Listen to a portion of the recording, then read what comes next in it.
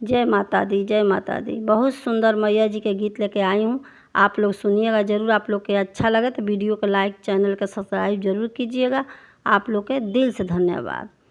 मोरे पिछुअरवा मैया या मामा के बगिया हो कियारी यारी ना, मैया निबिया के पेड़वा हो कियारी यारी ना, मैया निबिया के पेड़वा हो कियारी यारी ना।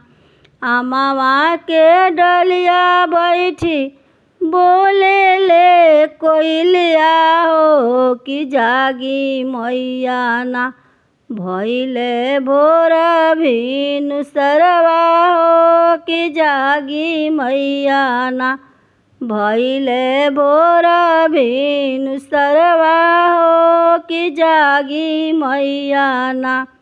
कोयलर के बोली सुन के उठी है भवानी हे गगरिया लेके ना, हे गगरिया लेके ना, मैया पनिया के चलली हो गगरिया लेके ना, मैया पनिया के चलली हो गगरिया लेके ना।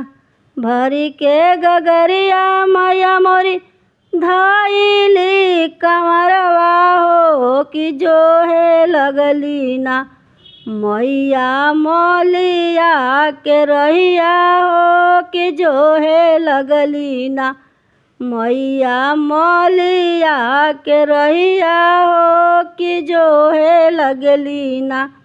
वही रहिया आवत रहल मलिया के बेटौआ हो उठाई हो देवना, माली हमारी गगरिया हो उठाई हो देवना, माली हमारी गगरिया हो उठाई हो देवना। जब हम उठाई भी मैया तोहारी गगरिया हो तो का हो देबुना, मैया का हो देबुना, मैया गगरी के उठाई मैया का हो देबुना।